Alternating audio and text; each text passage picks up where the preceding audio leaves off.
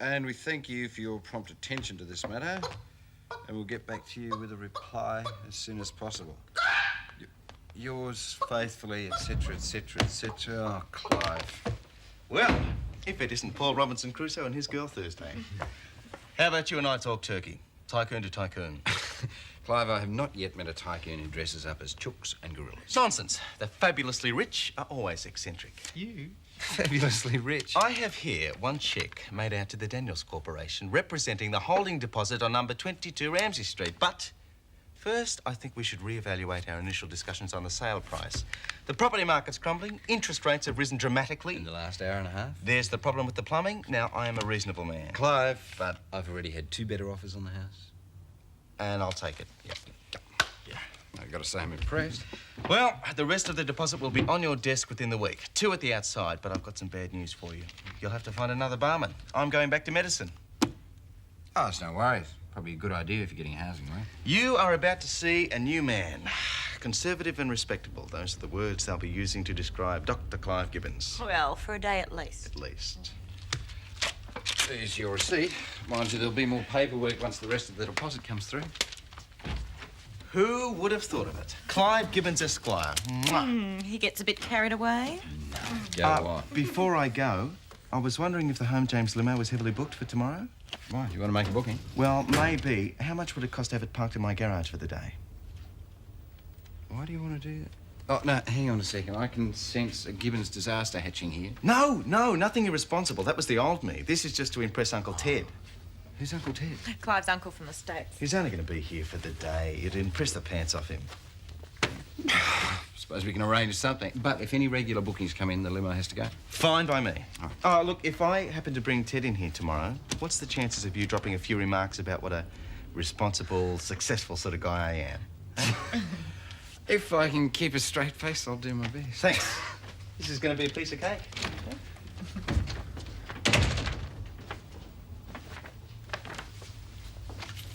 You know, if I hadn't have seen it, I wouldn't have believed it.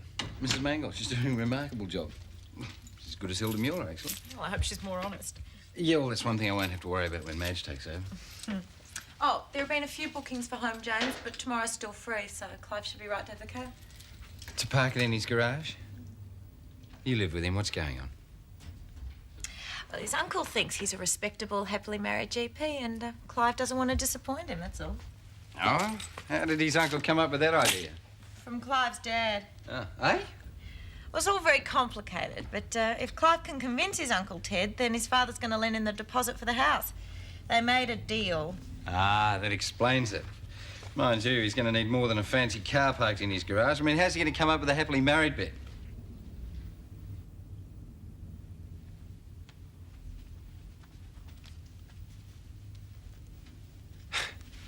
Don't tell me he's got you involved in this too. Seems harmless enough. Oh, I see. You're going to try and con Clive's uncle into believing that you're his wife. Come on, that's ridiculous. Well, just for a day. I'll be in here most of the time, and it'll probably just be a matter of smiling and saying hello. Yeah, well, you can forget it right now. Look, I don't care what Clive does with his life, but I'm not having you make a fool of yourself. Hold on a minute. What I do in my own time is none of your business. And if I can do something to help Clive buy that house, then I'm only too happy to do it. All right. You make a laughing stock of yourself. But if this blows up in your face, as it probably will, don't come running to me.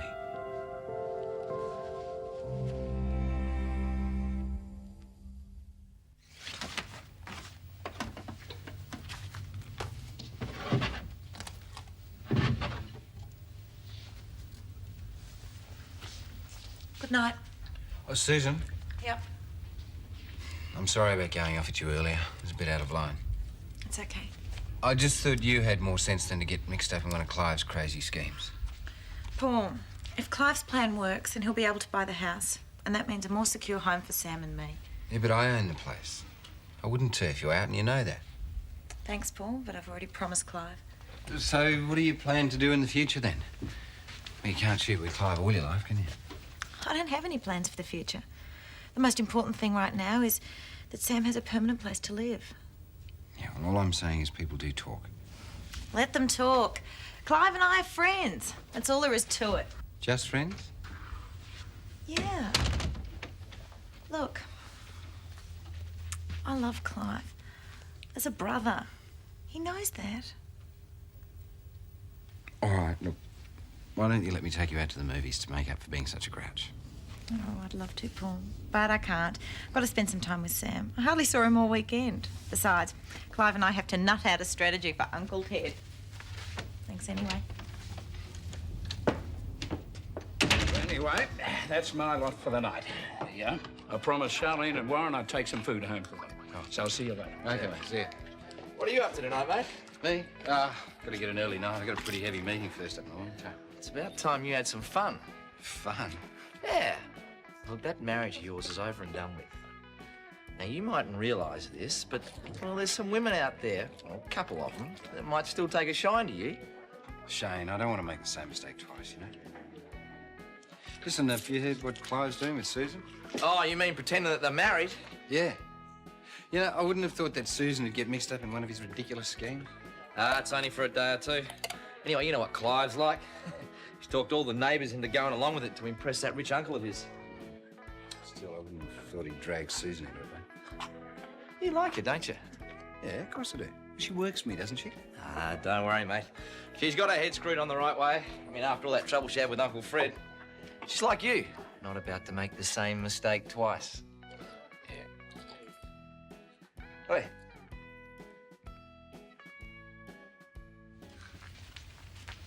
I heard Clive's uncle arrived a little sooner than expected. How did you know? Mrs. Mangel told me.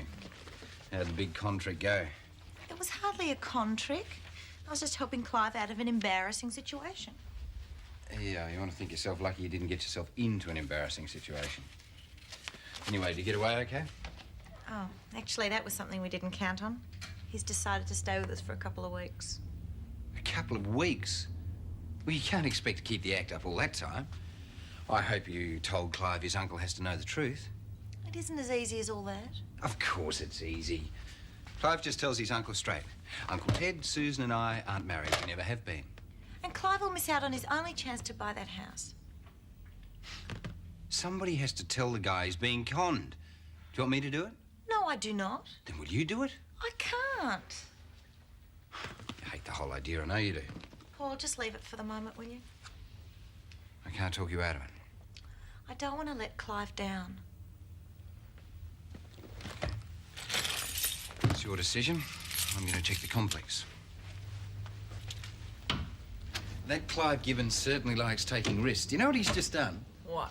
He has invited dear old Uncle Teddy over to Lassiter's to meet everyone. Oh, dear. What's he trying to do? Sabotage his own stupid scheme. Uncle Ted. Hello, Susan. How's it going? Oh, fine. You've met Paul? Very briefly. So this is where you work, huh? Yeah. Young man, you can consider yourself lucky to have a girl like Susan helping you out. With Clive doing so well, she doesn't have to work, you know. Oh, who told you that? Clive? Paul, please. Young man, I get the distinct impression there's something about Clive that really bothers you. You know, somebody should tell you about that nephew of yours. And I think I should be the one to do it. What did you have in mind, Paul? Oh, were you going to tell Clive's uncle about the time Clive saved Lucy's life? Who's Lucy? Paul's little sister. Well, Lucy needed an emergency tracheotomy. Clive had to perform it on the Robinsons' kitchen table. Lucy would have died otherwise. Oh. Is that what you were going to tell me? Yeah. Well, you should be grateful to my nephew, young man. Oh, of course I'm grateful. We all are. We Gibbons have a reputation for hasty decisions, but you can take it from me. Time is of the essence when a tracheotomy is necessary. Well, I'll leave you to get on with your work. I'll see you tonight, Uncle Ted. I hope you won't impose on Susan's generosity for too long. She and Clive have a baby, you know. Oh, no. Susan's welcome to leave any time she likes. Good. See you later, Susan. Bye, Uncle Ted. If you're going to blast me, do it now. Get over and done with. I should. But I won't. That was some snow job, I've got to say. I'm impressed. You're not upset with me? I'm not exactly thrilled. You did make me look like a fool out there. Sorry. I think you're a lady of hidden talents. And I think Clive should be counting his blessings. I didn't do it just for Clive. I know you and Sam need a roof over your heads, but I think you're wasting your time. Well, if you can pull the wool over old Uncle Ted's eyes like that, imagine what you could do when you really put your mind to it. No, wait, change that. Make it, we await your prospectus with interest. Dad. I'm not interrupting anything, am I? Oh, come in. What can I do for you? Well, it's a private matter, actually. All right, well, come into the office. We'll finish that a bit later. Excuse me. What's up? This arrived for you this morning from Terry. Why didn't you just burn it? Well, don't you want to know what she's got to say? Nope. Dad, as far as I'm concerned, Terry is dead.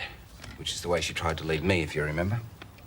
She must be having a pretty miserable time of it in prison. I can't help feeling a certain amount of sympathy for her. Dad, she tried to kill me. She panicked. She was terrified you were going to ring the police, and despite everything, I think she really loved you.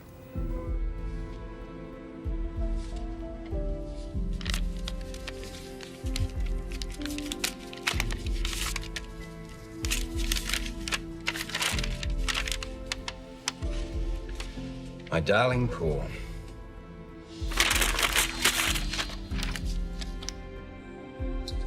So you're not going to give her a chance? Why should I? It must have taken a lot of courage for her to write. I don't care about her, Dad. And I don't give a damn about anything she's got to say. All right. It's your decision. Don't blame you.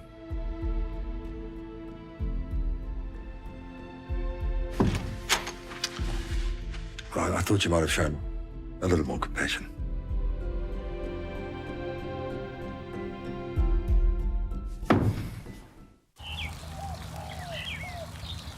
And in response to your offer of the 15th of last month... Excuse me. Yes, yes.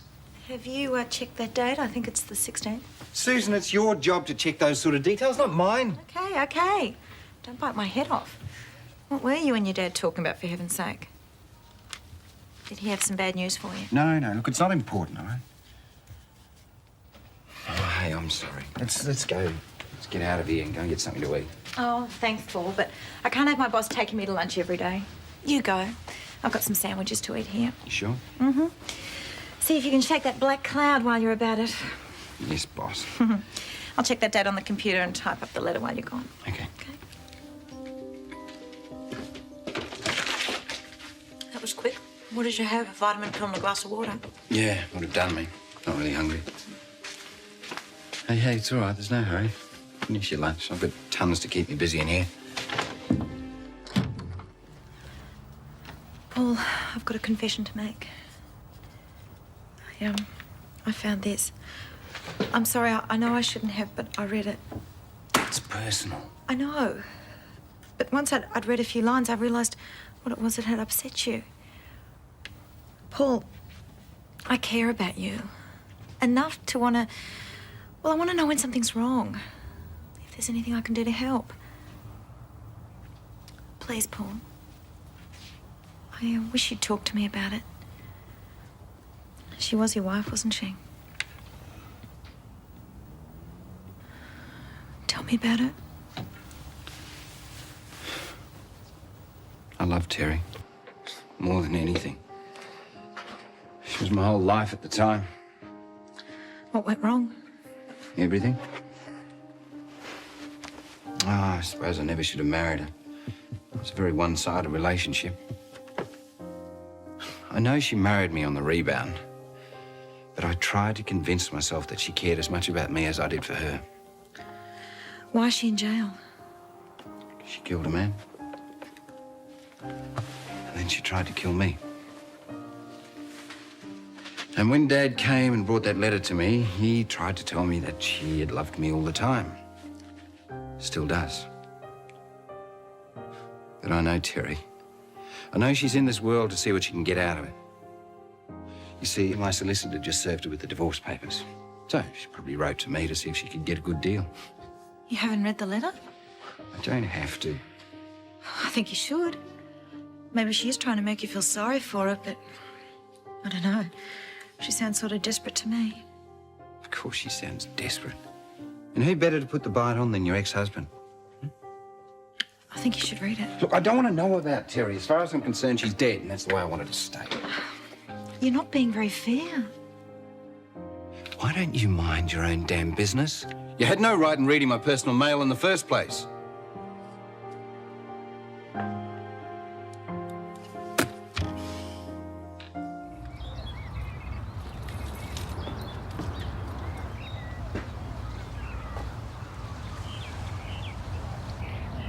Hello, Susan. Where's young Sam this morning? At home with my husband. Look, I'm sorry about yesterday. Well, it's just Terry's letter put me in a pretty foul mood. Shouldn't have taken it out on you. I shouldn't have read it. Look, yesterday, when you said you cared about me, I meant it, Paul. it's just, I swore I'd never get that deeply involved with anyone again. I promised myself the same thing before I met you. Feelings mutual. We need to talk. You got a minute?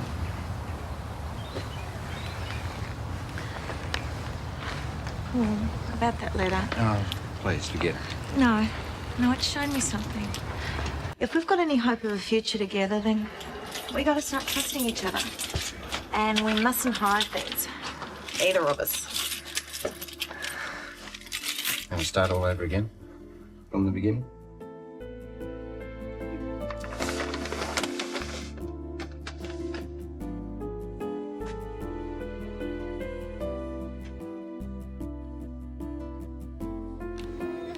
Oh, hey, I need some breathing space. Hey, how much time do you want? Paul, don't joke. You know we need to talk. Oh, yeah. Yes, Mr. Carroll. Talk. I'm being serious. I don't like getting this involved when there are still questions unanswered. Yeah, ask away. Terry. What's she got to do with things? The divorce is nearly through. The paperwork, great. What about you? Your feelings? Her feelings? It's not relevant. Well, it is. What if something went wrong between us? Would you refuse to see me? Worse still, what if Sam had formed an attachment to you? Would you cut off from him too? No, of course not. Well, you say that now, but how do I know? I can't just jump into this without thinking about the long term. It's not fair. So what do we do now? I need some breathing space. Time to think. Well, can we at least discuss it? Over dinner tonight? Paul. Come on, what's one dinner going to hurt? Oh, we've been out a lot lately. I feel bad about Sam. Well, we'll bring him along too. Yeah, we'll go to a family restaurant. Fish and chips, hamburgers, that sort of thing. You don't ever give up, do you? Not when I want something this badly. Pick you both up at 7? You're hopeless, Paul Robinson. Oh, better give me top marks for trying, haven't you? I give up. Good. Hi, anyone seen Dad? Yeah, He's gone out for a couple of hours, Paul. he's gone to the jail to see Terry. You're joking.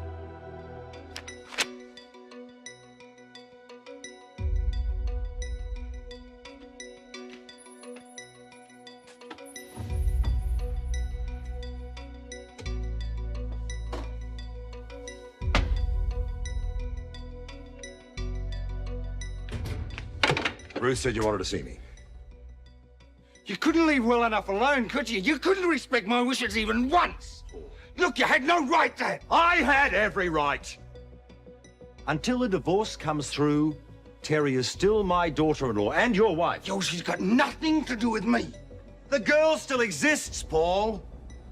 Right now, she wishes that she didn't, but we can't just ignore her. And apart from anything else, you did love her once. She's very depressed, and whether you like it or not, she needs our support, and she needs to see you. Yo, I don't need to see her. In fact, I never want to hear her name again or see her. Is that understood? You're probably not in much of a mood to listen to me, but I'd like to say I'm sorry. Not for going to see Terry, but because I didn't discuss it with you first. Would it have mattered if you had? You know how I feel, Dad. It's not healthy to be so bitter, Paul. You're too young. There are too many good things. Life goes on. I've got my work, that's all I need. Yeah. I seem to remember saying something similar myself once when your mother died. Well, Terry's dead too. That's the way that I see it. The divorce and the jail sentence take care of that. I mean, you talk about wasted time, Dad. Every single second of that marriage was wasted time.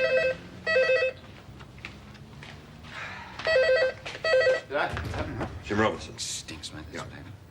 Oh, tell me about it. Paul, it's for you. Paul, it's the prison. I think you should take it.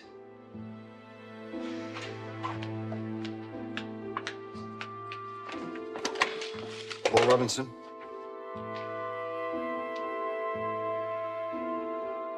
I see. No, thanks for letting me know.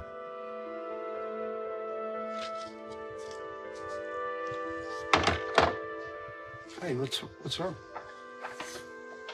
It's Terry. She tried to suicide.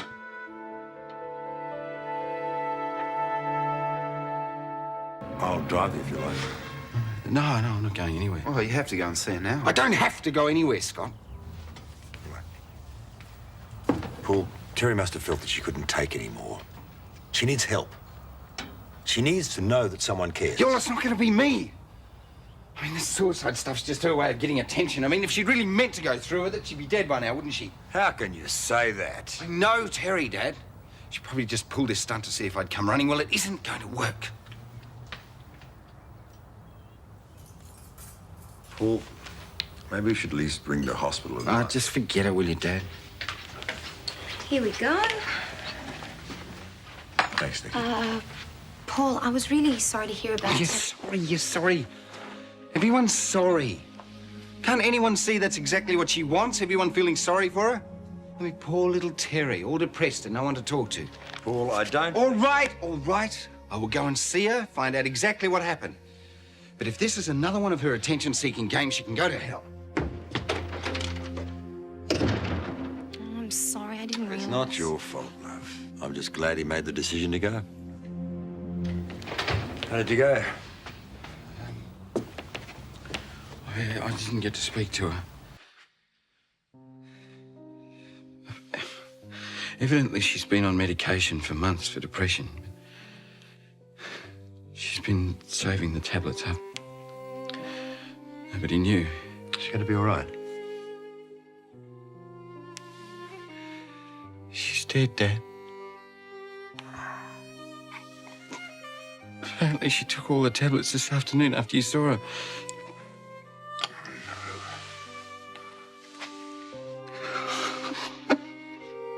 Why did she do it? I mean, what did you say to her?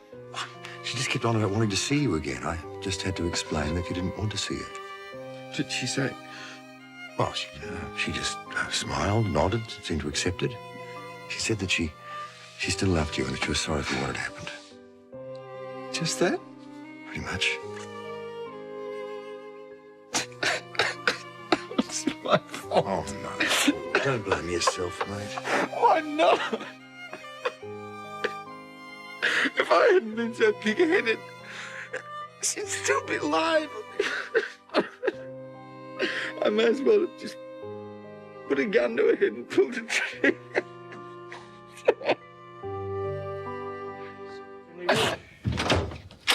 Okay, Clive, is Susan in? Yeah. Come on in. No, it's all right, Clive. You don't have to leave. You're a bit late, aren't you? Yeah, I'm sorry. Something came up. I forgot. Oh, wonderful. Thank you very much. I should have listened to your advice about not mixing business with pleasure. Look, if you let me explain... You don't have to explain, Paul. If I'm not important enough for you to remember, that's fine. But don't make any excuses. It's a reason, not an excuse. Not that you'd be interested, but my wife died tonight. Oh, Paul. Sorry. No, don't apologise. It's not your fault. I'm the one that should have kept it strictly business. Oh, hell. Hey, come on. You weren't to know. I should have given him a chance. He's in shock at the moment.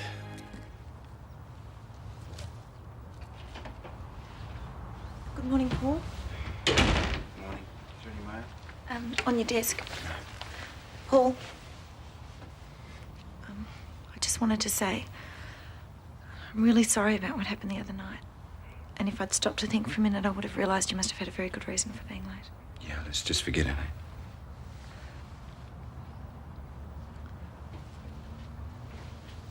I thought they'd brighten the place up. You asked me to remind you to dictate some letters first thing this morning. Yeah, that'll have to wait. I've got to make some arrangements for Terry's funeral. Couldn't I do that for you? Susan, she was my wife. I think it's up to me.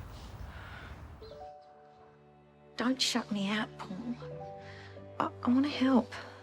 Look, the best way you can help at the moment is just by leaving me alone.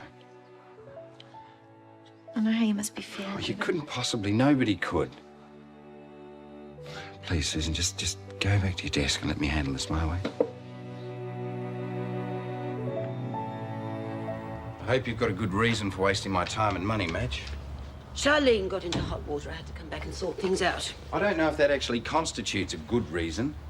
Couldn't it have waited until the course was finished? Paul, I'm sorry, but my family has to come first. Charlene needed me. She's 17 years old, for God's sake. Oh, if you had a daughter, you'd understand. And what about your responsibility to me? Madge, I was counting on you to finish that course. I know exactly how you feel, Paul. I was counting on people to look after Charlene, too. What am I supposed to do now? Pay for somebody else to be trained? Well, I did learn a great deal while I was there. Maybe I could get by, pick up what I don't know from the rest of the staff. Come off it, Madge. I can't risk putting in a half-trained housekeeper, let alone somebody that's proved themselves totally unreliable. Mrs. Mangel's been filling in, I understand. Maybe she could hold the fort for a while. She'll have to, won't she? Yes, well, when can I start back at the waterhole? Well, you did say I could have my old job back if the course didn't work out. Yes, but I didn't count on you walking out halfway through it. Paul, I had to come back. I had no choice. Madge, how do I know that you won't let me down again? I mean, Charlene is bound to get into more hot water. I'm sorry, Madge, but I'm going to have to think very carefully before I have you working back at Lassiter's, in any capacity.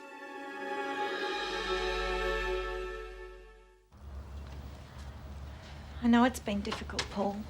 But you shouldn't have taken it out on Madge. When I want your opinion on how to run this place, I'll ask for it. What would you have done if you'd been in her position? How do I know? I haven't got kids. The way that you women seem to fuss over them the minute they so much as sneeze, I'm glad. Look, between Sam and Charlene, it's a wonder you and Madge can show up for work at all. It's a pity you don't have kids. You'd be so busy worrying about them you wouldn't get the chance to sit around wallowing in self-pity. Oh, Paul, I'm sorry. Give me a chance, Paul. Talk to me. I'm not going to cry on anyone's shoulder. I was beginning to think you cared about me before all this happened. Susan. I was building this nice little daydream. You, me, even Sam. But Terry's death put all of that back into perspective. I'm not very good at relationships. You have to give yourself another chance. I've tried. Somebody always ends up getting hurt, and it's usually me. I can't take that sort of risk anymore. I make a very bad loser.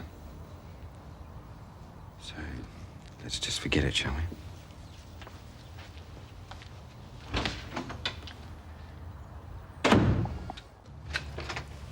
Hi, how are you? Okay. Is Paul in? Yeah, but he's not in a very good mood. Oh, I need to see him. It's about Mum. Won't do any good. I've already tried, and if you try and argue with him, it'll only make things worse. Susan, I need you to take some letters for me. No, Charlene? Paul, I need to speak to you. It's important. Yeah, I'm pretty busy right now. I won't go away until you see me. All right, come in. Sit down. Thanks. I suppose this is about your mother, is it? Yeah? Did Madge send you to plead a case? She doesn't even know I'm here. You're not going to fire her, are you? I've got every right to. The company paid for her to do a course in hotel management. She walked out on it halfway through, wasting time and money. She did it for me. Yeah, well, I need people on staff that I can rely on, not somebody that's going to neglect their job at the first excuse. She knew I was in trouble. There's plenty of people around to help you. I needed my mum. Look, I know you're a pretty hard businessman. But if you knew that someone you really loved needed you, you'd go to them, wouldn't you? No matter what. Susan been talking to you about Terry? Who's he? It doesn't matter. Mum didn't mean to let you down. Her job's important to her. But she thinks I'm even more important. That's pretty terrific. I think it proves what a responsible person she is. And it's not fair for you to fire her because of it. Can you please let her keep her job at the waterhole? Otherwise, I'll hate myself forever. Oh, come on, Charlie. Yeah, don't cry. Thanks. I've heard enough anyway. You just don't care about people, do you? Now, hold on. Before you start yelling at me, I mean I've heard enough to change my mind. You can tell your mum she can start back at the pub tomorrow. Oh, Paul, thank you. Thanks. Okay, we'll get on with some work, yeah? Okay, thanks again. You wanted me to take some letters? Yeah, please. You seem to have won yourself a heart. Sorry? Charlene. Oh, I said Madge could start back at the waterhole. I'm glad. The kid's got guts, I can tell you that much. More than most. I was convinced she was going to go in there and start tearing strips off you. She wouldn't have got very far if she had. She was smarter than that. She said a couple of things that... things that made me think. What about? Terry. And the fact that I didn't go and see her when she needed me. Things may have been different if I'd been to see her. It's a pretty big if, Paul. I don't know, I feel I could have given her something to hope for. Such as? You two getting back together again? No. It's one thing I could never have promised her. Then why are you shutting me out? After Terry, I said I'd never get involved with anyone again. And I almost stuck to that decision. Until you came along. I'd almost forgotten what it felt like. Being hurt by Terry, I mean. But now Now all the guards go back up. I think it's for the best, Susan. Look, we've both been hurt. Why run the risk of letting it happen again? Sometimes it can be worth taking the risk. You know how much I like you, Susan. I also admire you and respect you. But I just want us to be friends, and that's as far as it goes. Do you think you can keep it on that level? I suppose I'll have to. Good. Well, how about those letters?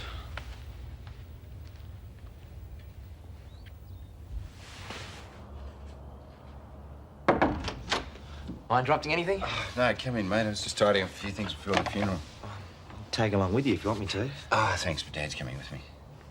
It's going to be pretty tough, mate. I know how much you loved her. Yeah, I'd rather not talk about it, if that's okay. Want a coffee? Yeah.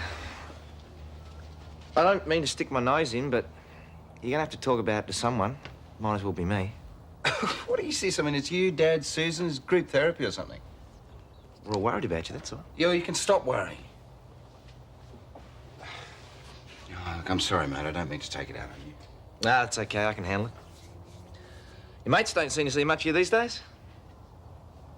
No, I seem to be up to my neck in work most of the time. It's got to be more to life than work, though, doesn't there? You have to start getting out more. Thanks, that'll be good. How's Lucy? Yeah, the doctors say her eyes are okay physically, but she still can't see. Well, this virus she's got's complicating things. Well, they seem to think that the blindness must be psychological now.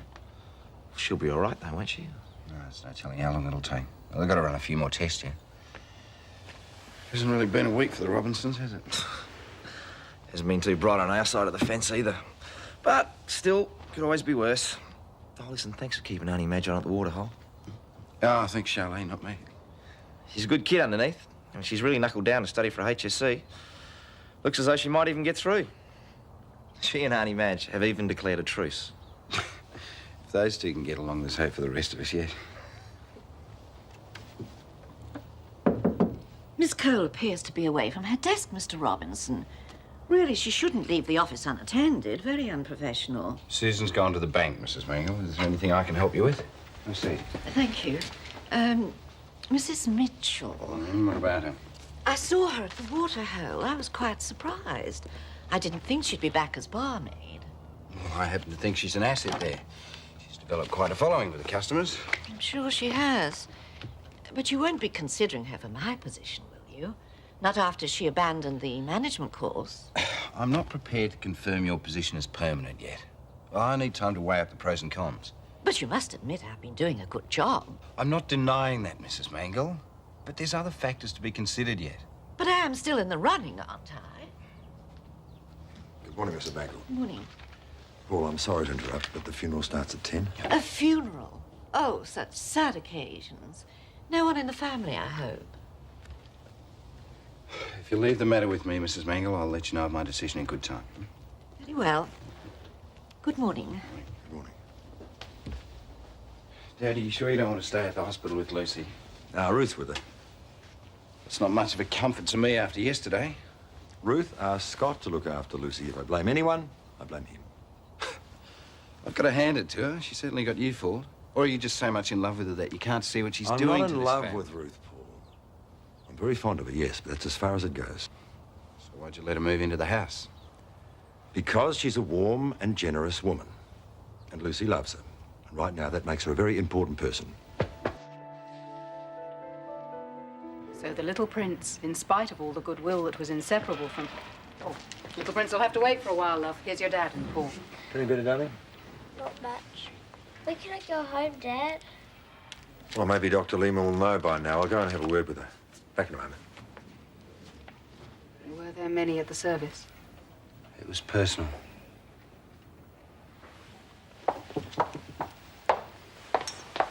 Hey, how are they treating you here? You got the nurses waiting on your hand and foot yet? All they do is push me around and prod me with things. Oh, do you want me to play big bad boss and tell them to stop being so mean? Come on, have a little smile. Don't, Paul. Be careful with her. She's upset after all the tests. She's my sister, Ruth. I know what I'm doing. Here's your tickle balm, eh? Oh, don't. Stop, please. Guess what? What? Ruth said that she's not going to go until I'm all better. Isn't that terrific? Yeah, that's terrific, all right.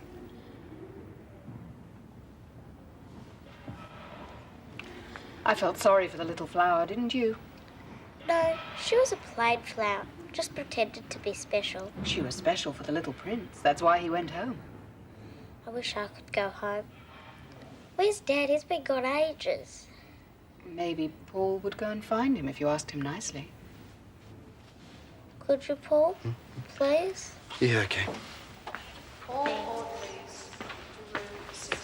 no need. Here he is. Here I am. What did the doctor say?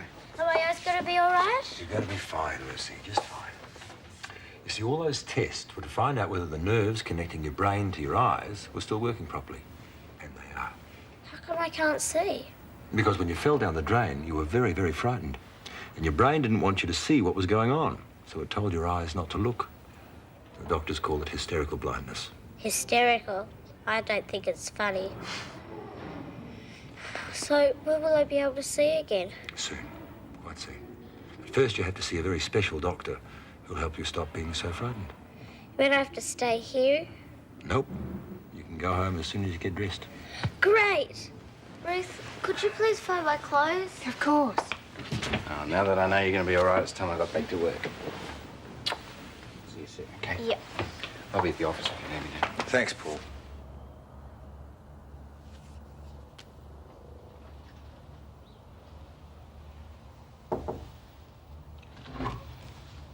Paul, could we talk for a moment? I don't think we have anything to say, Ruth. I do. And I think it's better said away from home. Jim and Lucy have had enough to upset them lately without you and I being at each other's throats. Don't over-dramatise. Look, I simply don't like you, and I don't think there's any need to disguise the fact. Not even for your family's sake. Why won't you give me a chance? Because you're a user. You lied to all of us, and now you're living on Dad's charity. I only You stayed... wormed your way into Lucy's affections, and now you're using your blindness to stay with Dad. I stayed because I love your family. Lucy's become like my own daughter. Is that how you treat your own kid, is it? Leaving her while she's sick so you can go off tripping around town. I left her with Scott. For your information, I went out to pick up my plane ticket to go back to England. So why are you still here? Leave the Robinsons to look after themselves. Your father needs me now. Oh, come off it, Ruth. He managed before you got here, and he can manage when you've gone. I love Jim. Can't you understand that, Paul? Is it wrong to want someone so much that you'll do anything to stay with them? You can't build your dreams on what you want. I think you know Dad doesn't feel the same way about you. He wants me to stay. I'd make him happy. I'm sure you'd try. If Dad married you, he'd be giving up the chance to find somebody that he really does love. You think about it. Is that fair on him? See, marriage can't work if only one of you is in love. I know because I've been there. If you love Dad as much as you say you do, then there's only one thing you can do. Leave him. How many interviews is that so far? 4. I'd like a word with you, Mr. Robinson, if it's convenient. Of course. Come in. Sit down. In private? Just leaving. I realise it must be some sort of mistake, but it's very embarrassing to have the staff show you your advertisement for a job. It's no mistake, Mrs. Mangel. Oh, so I'm to be retrenched, am I? I suppose it makes no difference that I've worked my fingers to the bone only to be cast aside. Hold on. Just hold on a minute. You knew the position was only temporary? Well, yes, until Mrs. Mitchell completed her course. But I'm aware that Mrs. Mitchell chose her family ahead of your generosity. Yeah, Madge's reasons for returning aren't under discussion at the moment. It does mean, however, that the position is now available, and you're more than welcome to apply for it. Apply? I've been doing this job without one complaint. Now, if you weren't satisfied with my efforts, the correct thing to do would have been to discuss this with me first. I'm perfectly satisfied. Then why are you looking for someone else? Because I want the best housekeeper available. Now, that may well turn out to be you. But how am I going to know if I don't make comparisons? Huh. I suppose you're looking for some pretty young thing fresh out of catering college with a string of certificates, are you? Not necessarily. Look, in the small time that you've been here, you've done an excellent job. But it's been quiet. Would you be able to cope if the chef walked out in the middle of dinner, leaving a dining room full of guests? Or difficult guests, or trouble with the staff, or even a strike? You see, being the housekeeper here doesn't just mean ordering food and making sure we've got fresh linen. I never thought it was, Mr. Robinson. I believe I'm more than capable of dealing with any emergency that could possibly arise. Good. Well, should I add your name to the list of applicants, then? If you insist on going through with this farce. I think we'll waive the interview in this case. I don't think it's necessary. That's exactly what I've been telling you.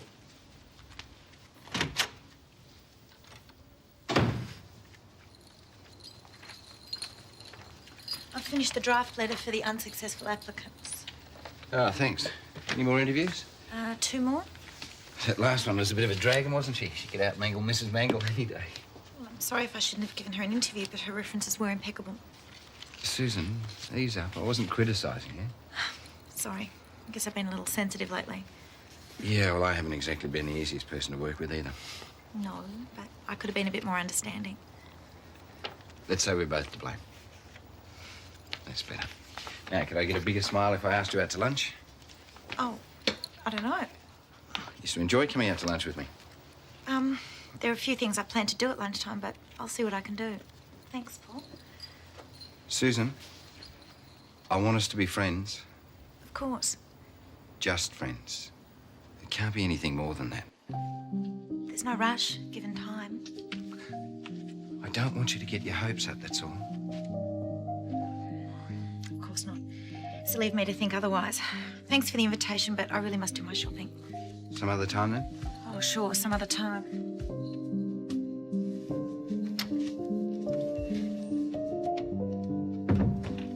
Great. All right, I'll pick you up at 7 o'clock then. Or would you rather I met you at the restaurant? Okay. See you then, Crystal. Bye. Sorry, I didn't realise it was personal. No, I've finished now. There's no need to leave. All business numbers, I suppose? I never claimed to be a monk, Susan. Sorry, it's none of my business. Well, I'll see you in the morning unless there's something else. There is, actually. I'd like to explain a few things. That won't be necessary. Look, I want you to know that I didn't rush straight from a relationship with you into one with someone else. No, Crystal's probably the name of your dentist. She's actually a girl I've known for quite some time. She's good fun and totally uncomplicated. Bit late to tell me the qualifications you need for the job. Look, what you and I had was something different. It was the beginning of a commitment that I couldn't fulfill. Are you sure? Yeah, I'm better off with the Crystals of this world. There's no demands either side. If I don't phone for 6 months, no problem. If she's busy, who cares? I call someone else. Sounds very easy and very superficial. It is. That's about all I can handle right now. Susan, you've got to accept that. Oh, I get the message. Loud and clear.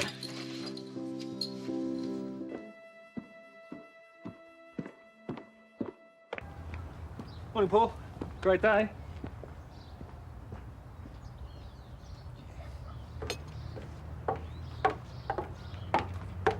Morning. Paul? Sit down, have a cup of coffee. Shouldn't I open up the office? No, I don't think anything desperately urgent's going to happen in the next 10 minutes. Come on, sit down. All right. Morning, Susan. Hi. Hey, Paul, don't forget, 10 o'clock in my office. Already lined it up with Clive. What's happening? Well, exchanging contracts for the house. Didn't Clive tell you? No. Oh, he probably wanted to keep it a secret. What a relief. So that's it. Clive owns the house. Clive in the bank. Gotta go. See you at 10. Yeah, right, mate. I can't believe it. At last, a secure roof over our head. Yeah, well, don't get too carried away. It's Clive's house, remember? Well, you're only a tenant.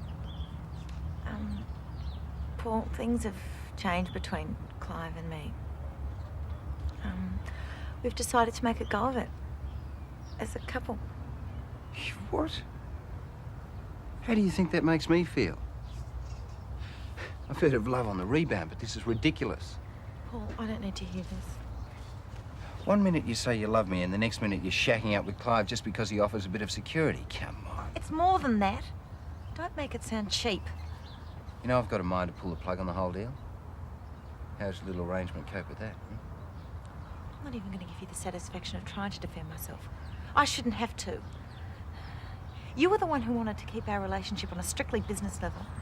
Don't go changing the rules now. Anyhow, I'm sorry I'm late. Your mum's a lovely lady, Des. I've got a real soft spot for her.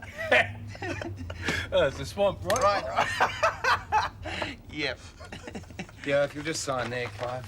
Right. Oh, right. So how'd you get her to stop singing? Listen, right? She was battling her way through onward Christian soldiers. She was butchering the impossible dream when I had this brainwave.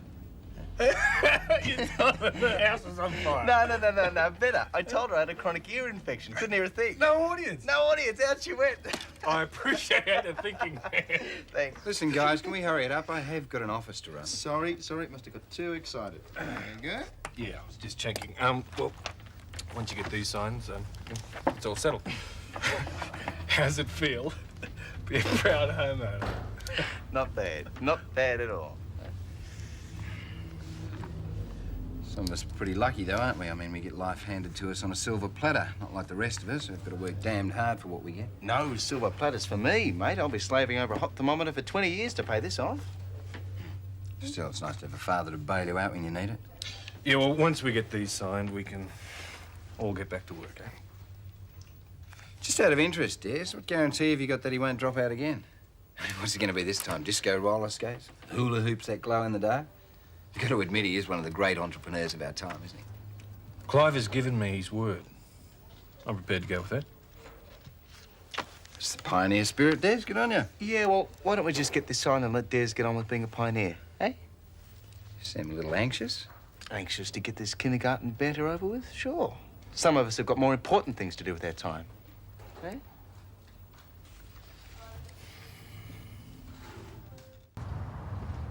Susan, we've got the house. We've exchanged contracts. Oh, why didn't you tell me the loan had been approved? I wanted to surprise you. Come home for lunch. I'll whip up something sensational. We've got the sausages and I can pick up some oysters on the way home. Oysters and sausages. The Gibbons speciality. Carpet snags. 3 varieties. Loop, twist or shag. Oh, yuck, it sounds revolting. Susan. Yeah. This is a work day. Who's looking after the office? The answering machine's on, and I was just seeing Daphne. You're not paid to visit your friends. Hey, come on, Paul. She's entitled to a tea break. Look, I've had quite enough of you for one day. Now, just keep out of it, will you?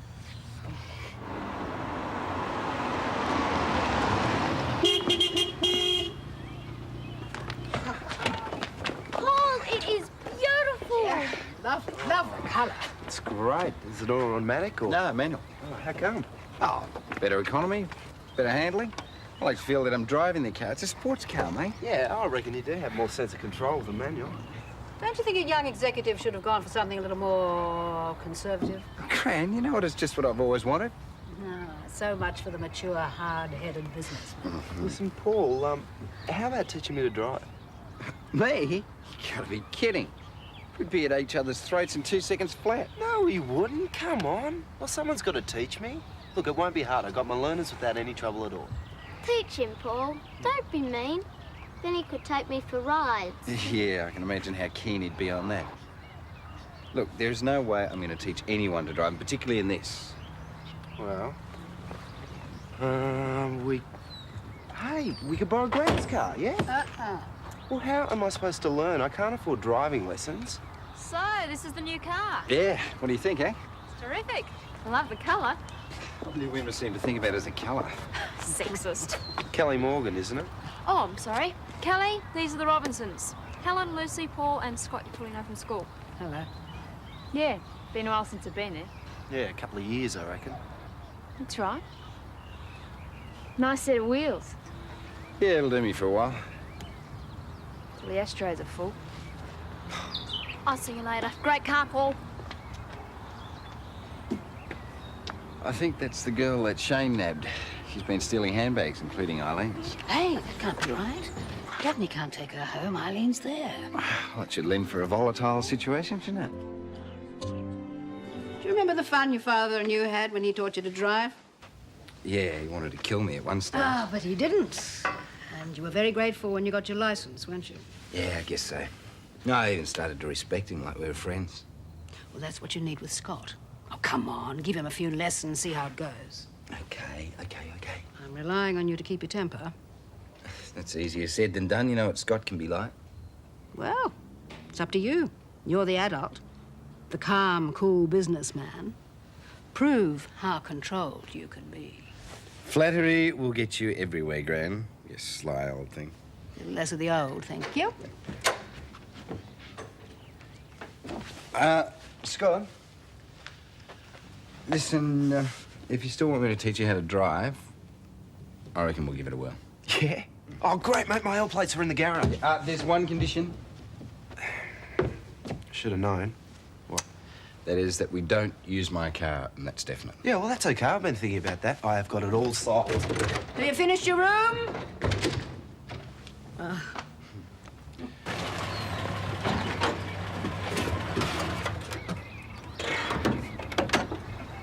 This rattletrap's gonna hold together. Hey, come on. It's great of Clive to say we could use it.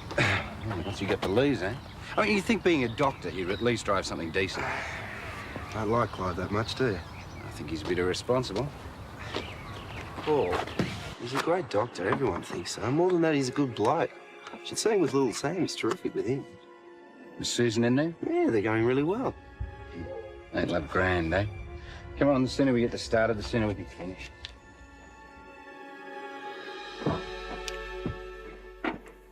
Easy, not too fast. Just slow down a bit. Take it easy. Okay, got to stop. Take it easy, not too fast. Right, slow down, that's it. You're right.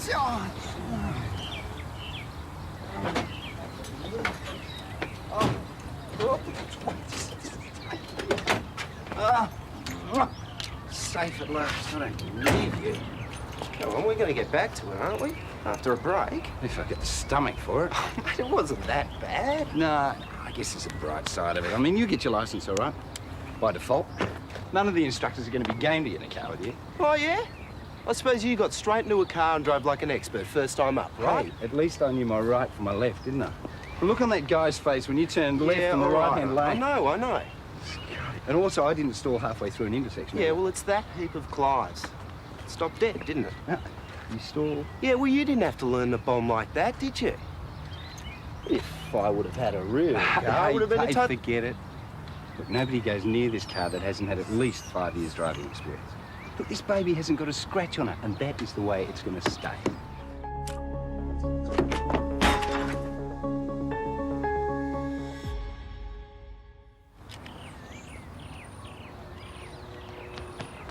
We had a crash! All right?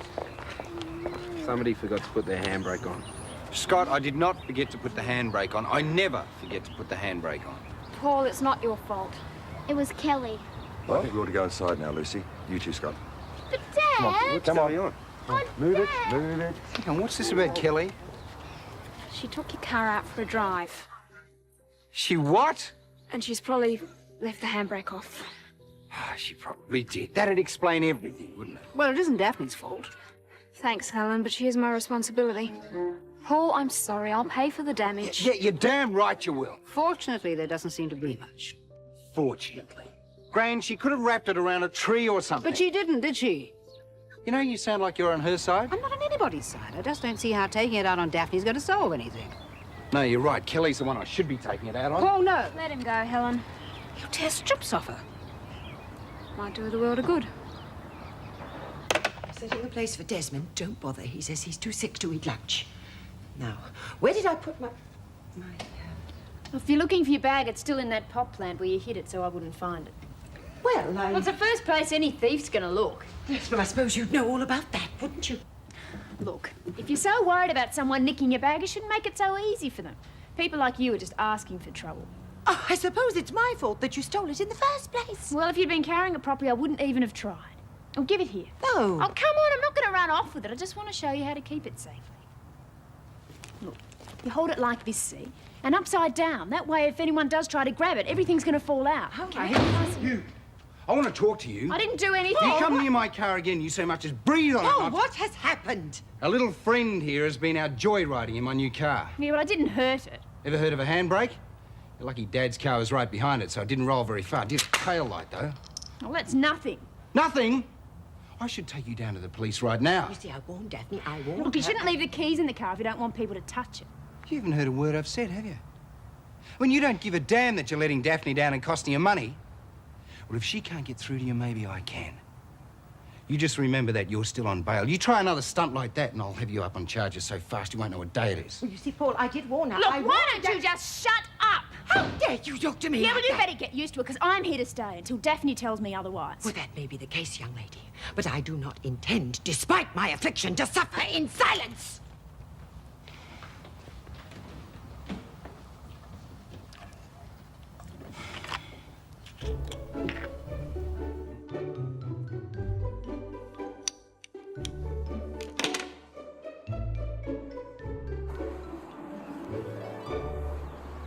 Scott, let the Saturday shopping die down a bit first. Well, I've got to practice in heavy traffic at some time. Yeah, but not on your first day. Come on, please. Just once. All right, all right. Go and wait in the car. I'll be out in a minute. Thanks, mate. Don't poke. Oh, Thought the driving lessons were off. Yeah, well, anything for a bit of peace and quiet, eh? Rather you than me. Yes, he's got quite a temper, our Scott, hasn't he? And you haven't. Yeah, I'm sorry I sounded off at you earlier, Daff. Look, we all admire what you're doing, Kelly, but I just think you're setting yourself up for a lot of unnecessary grief. After what happened to Terry, I'd have thought you'd have been all in favour of keeping Kelly out of jail. Well, indicate. I'm going to. What, you're supposed to look first, Scott. I did look. Will you concentrate, for Pete's sake? How can I concentrate when you're shouting at me? Stop sign. A stop sign? You all right? I'm fine. Sure. I'm all right, Scott. Just get moving, will you?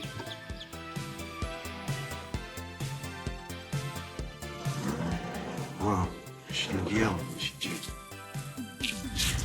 Okay, now there's a giveaway sign just up here. Yeah, I can see it, mate. I'm just checking. You're treating me like an idiot, Paul. No, I am not. You have been doing this all day. There's a giveaway up ahead, a stop sign. I know there is. I can see Don't it, you think know. you ought to start slowing down? See? You've done it again. Where you going? Look, it's obvious that you're not happy with the way I'm teaching you, so perhaps you should find somebody that you do get along with. You can't just leave me here. Can I just? Oh, what?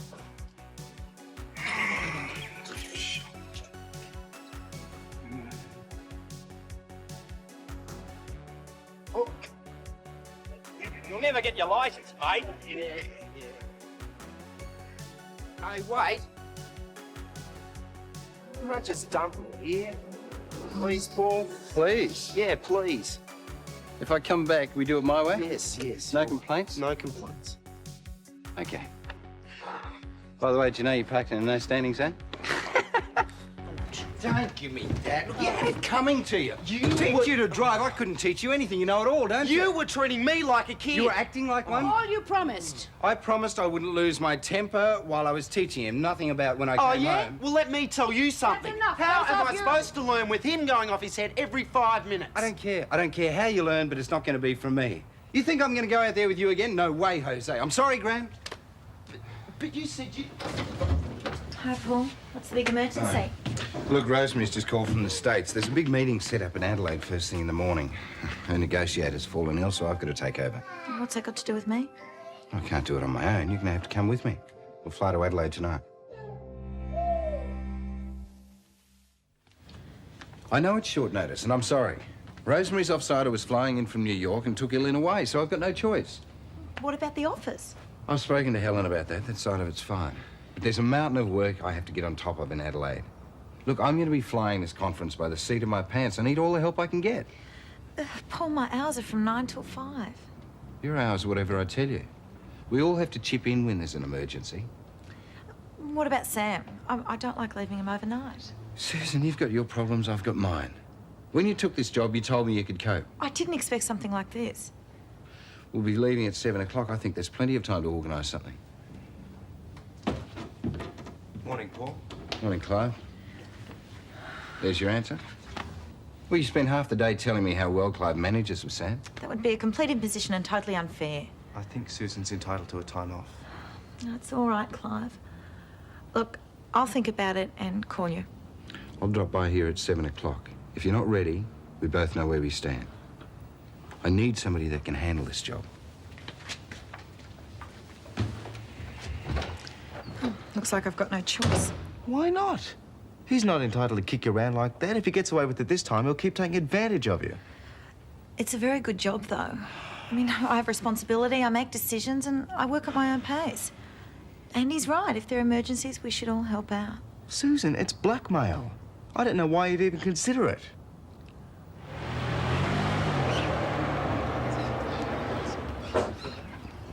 G'day, mate. Oh, Des. How are you? Ask the doctor. I'm just taking him home. Look, yeah. I feel better. Why don't we get him to the waterhole and celebrate? Celebrate what? It's his birthday, but he should be home right now. Yeah, look, another time, Des. Sure. You did remember, didn't you? No, I didn't. No, this is for Lucy. Yeah, I knew that. I knew that. For Christmas, you know, I thought I'd get him before the rush. Come on, Des. Have a nice day, man.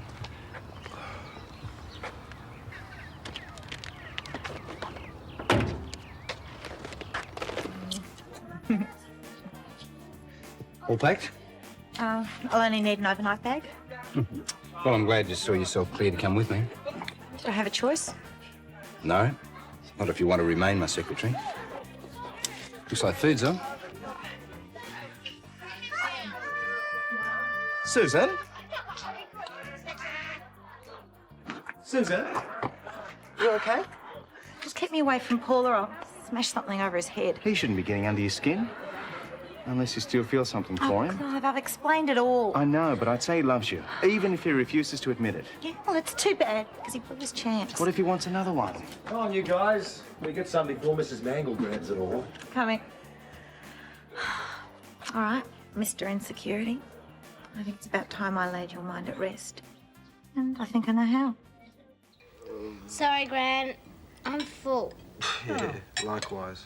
Everyone? Mm-hmm. Oh, well, I suppose there was a lot of food at the party. Yeah, well, we didn't need everything, did we? Yeah, what we didn't eat, Eileen wrapped up in plastic to take to the coffee shop. I've heard of Thrifty, but that's stupid. She probably thought she was helping Daphne. What is so funny? Oh, just thinking about Nikki, and well, she'd be in flight to America now, and they'd be feeding her all types of stuff like food. Food. Well, you have no one but yourself to blame for every time. Oh, come on, Gran. It was a good party. It was a great party. Yeah, it was. It was great. I was really pleased with Daphne. Oh, she was so excited, wasn't she? Don't forget Des. Well, Clive and Susan, they were really happy too. Wonder when their wedding will be. Yeah, well, that'd be her problem, wouldn't it? Anyway, I better go for me to catch that flight to Adelaide. When are you back? Oh, tomorrow afternoon, maybe earlier if things go well. Well, the meeting's at 8, so we'll see how it goes. Thanks for the soup, Beth. Bye. Check, we take both. Camera?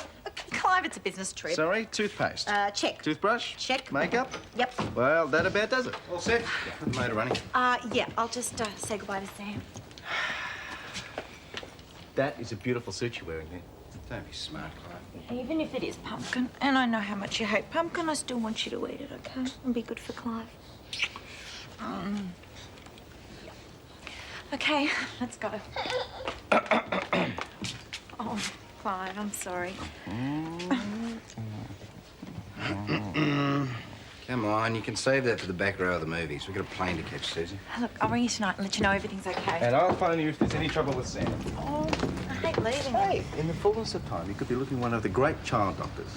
Dr. Clive Benjamin Spock Gibbons, benefactor of bouncing babies. Trust me, huh? Take care. I thought I deserved it for working hard. Oh, wow. Yep. Your dad's such a top bloke. I just couldn't believe it. It's just unreal. Look at it. Hey, so this is the new Scottmobile, eh? How's the engine? Oh, it's fantastic. Dad had it really checked out before we got started. So. Yeah, it looks pretty good, eh? Yeah. Hey, how about taking us for a test run? You got the time, or...? Yeah, all right. Look, how about I take you to some open space where you can put on your oil plates and go for it yourself? Sure. Yeah, hop in, mate. Hey, hang on. I'm supposed to be at the coffee shop. Yeah, well, they'll find someone else. Yeah, but Daph's already given me a couple of hours off today. Oh, it doesn't matter. We'll go for a short burn. Come on, Yeah, well, it better be shorter, right? Okay. Yeah, well, I've got to be back soon anyway, mate. Yeah, that's fine.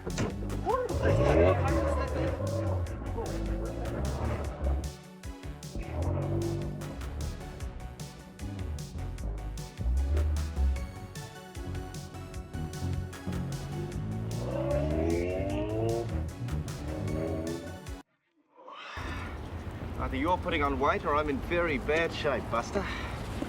Maybe you should see a doctor, Mr. Gibbons. I'll see if I can get you an appointment. So, fancy anywhere special for the honeymoon, Sam? How about Disneyland?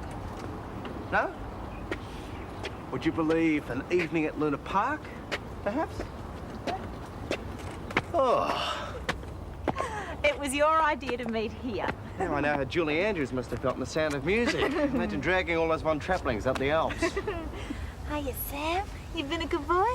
We've been having another deep and meaningful. He favours Luna Park for the honeymoon. Oh, sounds like fun. Different, but fun. So, how's the rest of your day? Well, the Christmas spirit hasn't exactly arrived in our office yet. Well, I know of a certain fat fella with a white beard who usually needs extra help this time of year. Maybe you should think about changing jobs. Oh, I can handle Paul.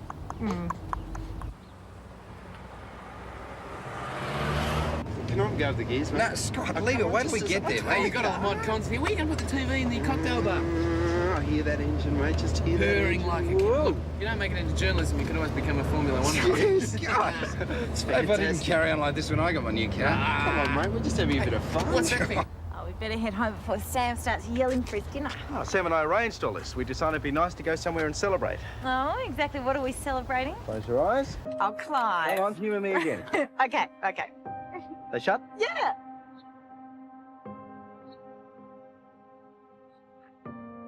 Come on, the suspense is killing me. Ta-da! Oh, Hey? Clive.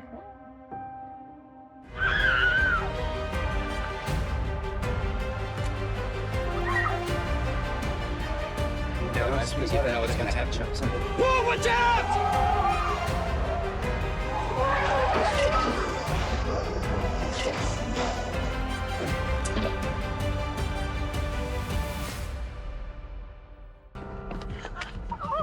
It's okay. Quick, you hold him while I check the car.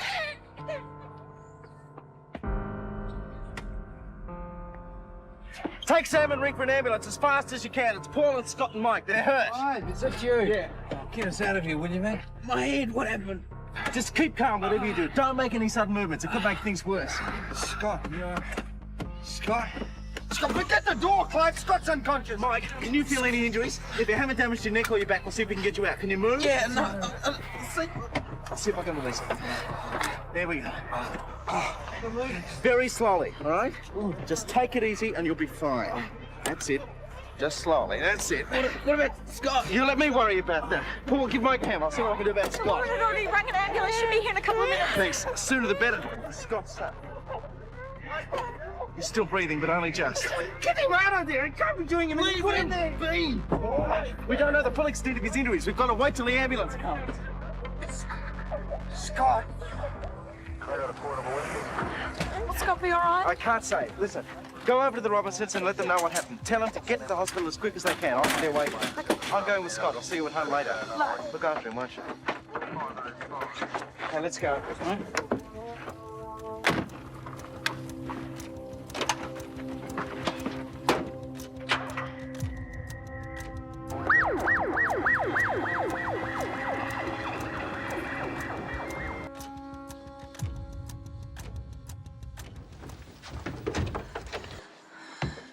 There's been an accident. What?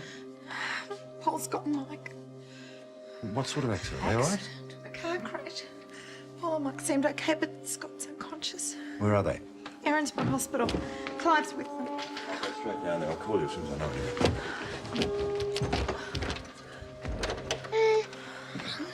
Christ, how much more I can do? Hey, Chair. You okay? Yeah, I think so. Good for you. What about Scott? Tell me the truth, Clive. Is there any chance that Scott could die? Not if I can help it. But the test is the only indication at this stage. Well, how long's it going to take? Dr. Lehman's doing them now. I'll go and check. Thank God you're all right. Doctor causes fatality. I'm truly sorry. I really am. Fat lot of good that does now. I have done everything humanly possible to help. Except use your brains in the first place. Letting a pram run down a hill like that. It was an accident. Caused by idiocy. Paul, keep your voice down. This is a hospital now. Calm down. This is neither the time nor the place. Scott has a collapsed lung, punctured by one of his ribs. It has to be reinflated.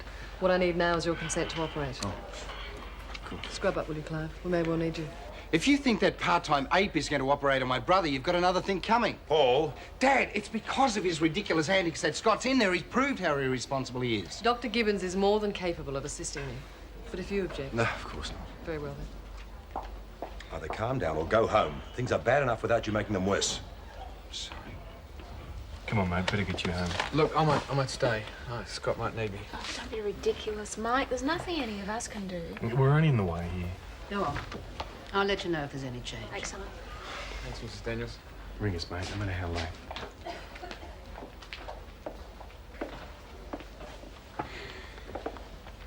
There's no use in taking it out on Clive. Gran, the guy is an idiot. I mean, he was probably clowning around when the pram ran down the hill. You know that he wasn't. You heard him say that he was giving Susan her engagement ring. Scott has had such a bad trot lately. I haven't helped. There's no point in brooding about it. I just wished I'd given him a better deal, that's all. Charlene. I hope you don't mind. I've got to see Scott. I was going mental. We haven't heard anymore. Sit down. Where's Lucy? She's in bed. Mum's babysitting her at your place. I wish I hadn't had that fight with Scott. I suppose it takes something like this to make you stop and think. Take him straight to his recovery. Scott, it's me, Charlotte. Leave him. Can't I sit with him? No, not yet. Surgery went well, but Scott is by no means out of danger yet. We've inserted what is known as an intercostal catheter into his lung. Within the next few minutes, we'll know whether or not the lung has reinflated properly. Or can we go in and sit with him? Yes, but not till the monitor tells us his condition has stabilised, and then only family. What about his other injuries? I've set the fracture to his foot and bandaged his ribs. The head injuries aren't as serious as we first thought. I'm not family, but can you make an exception and let me see him? I'm sorry. These rules are made for a purpose. Excuse me. All right, then. I'll wait till I can see him. Thanks for assisting, Clive. That was the least I could do.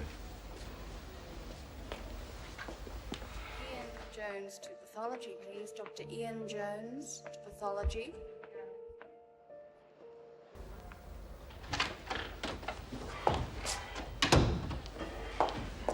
Luck's on our side. He's off the critical list. We can see him now? Yes, briefly. He's going to be all right. It looks that way.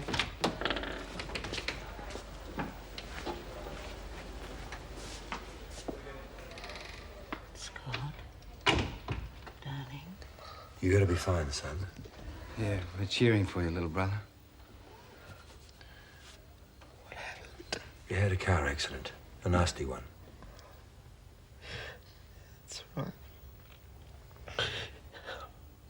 I remember there was this pram. Clive and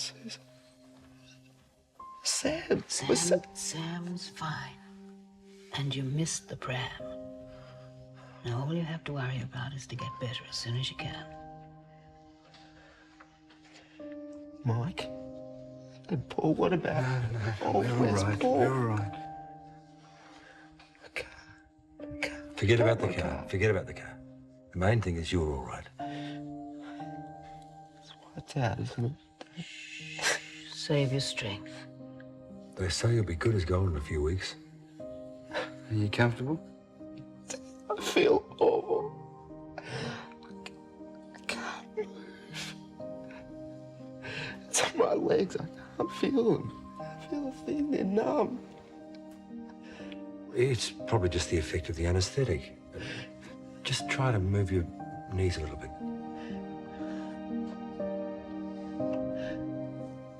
It's no use. I can't feel a thing. My legs are paralysed. Can I go now? No. Dr. Lehman, What's it's going Scott. on? I think you better take a look at him. What's happened to him? Oh, Charlene, go home, will you? There's nothing you can do. Don't you understand plain English? You can't go in there. You'll only get in the way. What's wrong with him? Look, we don't know. As soon as we do, I'll let you know. I'm not going home. Well, you're not coming in here either.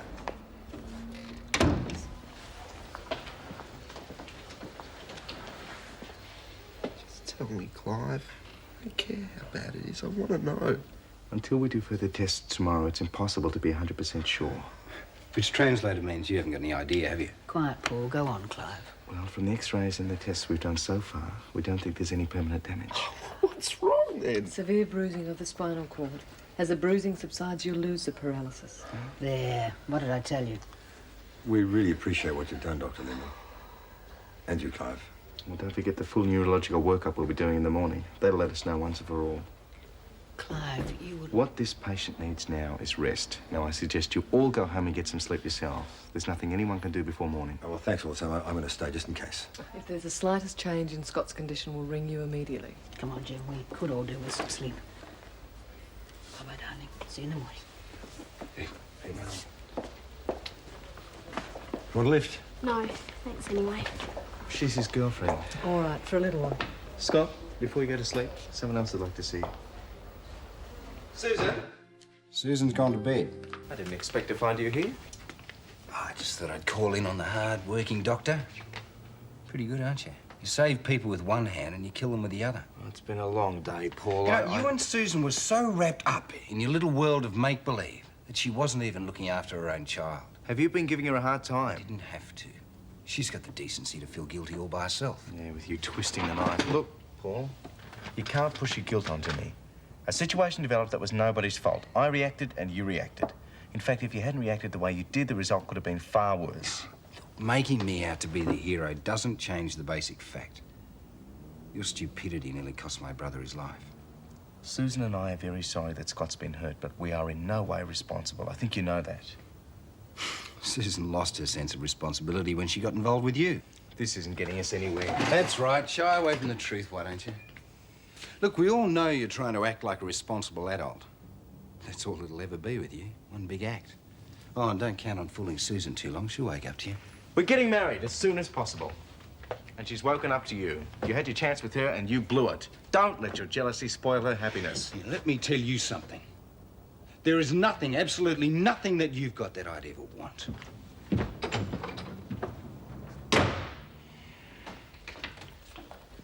About time. Forgot me by now. There's gratitude for you. Stay here half the night, get up at the crack of dawn. How you feeling? A bit battered after the test this morning. Hey, have you got the results yet? No, not yet. Oh, here you go. You'd be climbing the walls if you didn't have some music to listen to. No, you don't. Not while you've got visitors. Listen, the flowers are from Dad. I'll just put those there. And some of Gran's cookies, if you're allowed to eat them, eh? Oh, mate, if I don't, the nurses certainly will. Thanks. Listen, Scotty, I'm sorry I put you through all of this. Mate, what are you sorry for? He drove brilliantly. Anybody else would have killed us all, you know. Still, I think it's a good idea that Dad's taken over the lesson. Visitors already. Very popular lad, our Scott. We came to bring the results of the test. We certainly have. Well? It's just as we thought last night. Severe bruising to the spinal cord.